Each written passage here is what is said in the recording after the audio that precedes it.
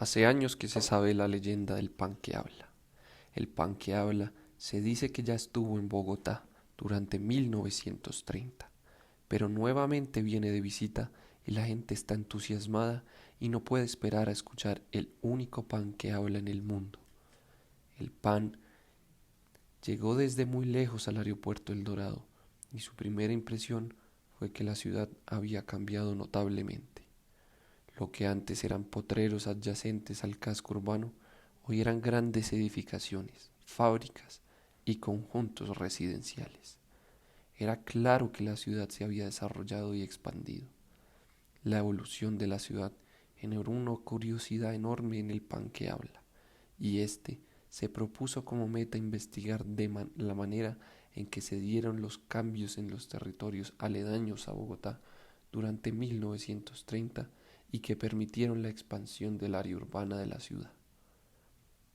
Para empezar con su investigación, el pan que habla se dirigió a visitar los museos más reconocidos de la ciudad en busca de los mapas de Bogotá desde la última vez que visitó la ciudad. Con este propósito, se determinó que la expansión de Bogotá a través de los años se dio de manera uniforme o existió un pico durante alguna época.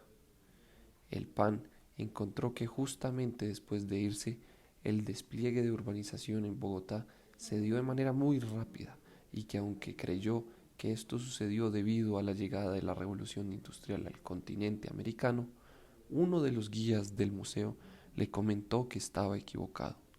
Le enseñó diversos estudios que trataban sobre la dinámica demográfica habitacional de la ciudad durante cada década desde su partida y le demostró que a partir de 1930 el índice de población y la cantidad del área urbana eran como mínimo el doble del año anterior.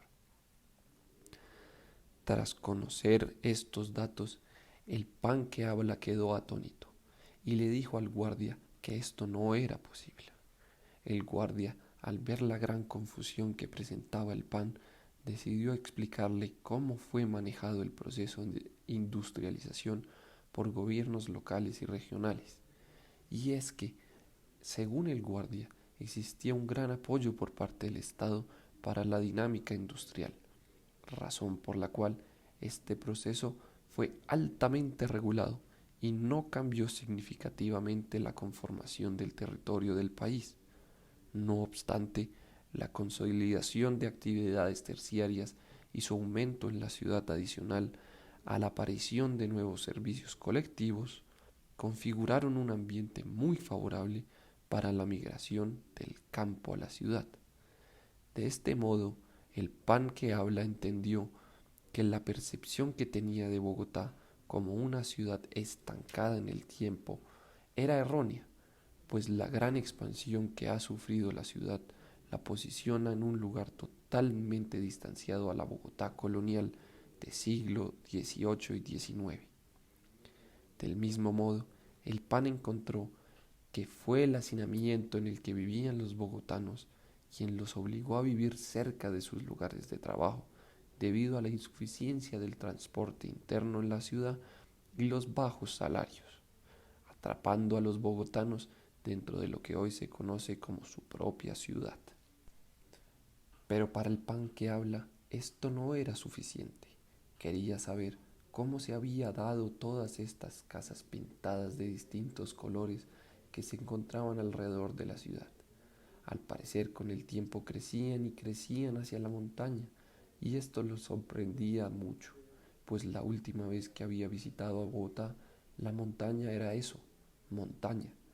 Ahora encontraba casas por todo lado, unas encima de otras, y se preguntaba qué tan fácil será vivir en estas casas, qué tanto acceso tendrán al agua, qué tanto hace los están mandando del país a quienes vivan acá para que no les falte nada. Lleno de preguntas, el pan que habla se dirigió entonces a seguir conociendo lo que era la ciudad completamente nueva para él. Llegó a esas casas pintadas que desde lejos parecían una forma de mariposa y se encontró con negocios y barrios que parecían un sinfín. Era realismo mágico y viviente. Las calles eran muy pequeñas, casi apenas cabían los carros. Caminó y observó que había mucha cultura, pero poca infraestructura. El pan sabía bien cómo sentirse. ¿Cómo te hubieras sentido tú? Siguió caminando por todo el barrio hasta una esquina en la que se encontraba un viejo sentado afuera de la casa, con una ruana para pasar el frío y una taza de chocolate caliente. El señor estaba cantando mientras veía a algunos niños jugar y oía a una mujer que estaba al frente advirtiéndole a los niños que dentro de poco tenían que entrarse, pues la seguridad no era muy buena en esos barrios.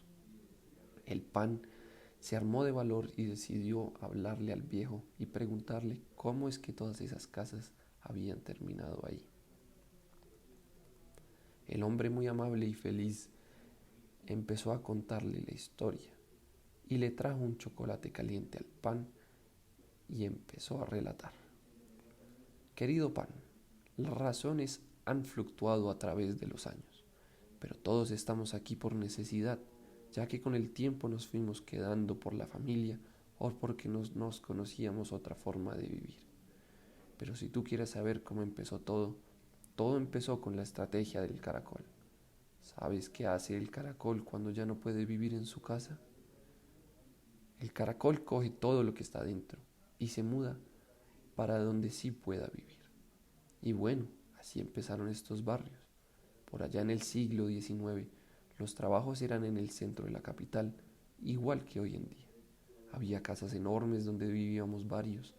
Éramos arrendatarios.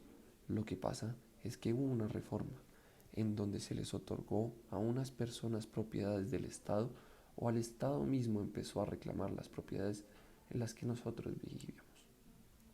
Imagínate, pan, nosotros sin ningún papel que respaldara que la casa era nuestra, sino más nuestra buena fe de saber que esa casa se había pasado por años entre la familia, combatiendo con abogados, con palabras grandes, con policías con armas. No, hijo, eso era un caos. Así que empezamos a buscar un lugar donde pudiéramos asentarnos. Pero lo que unió lo que teníamos era esa casa.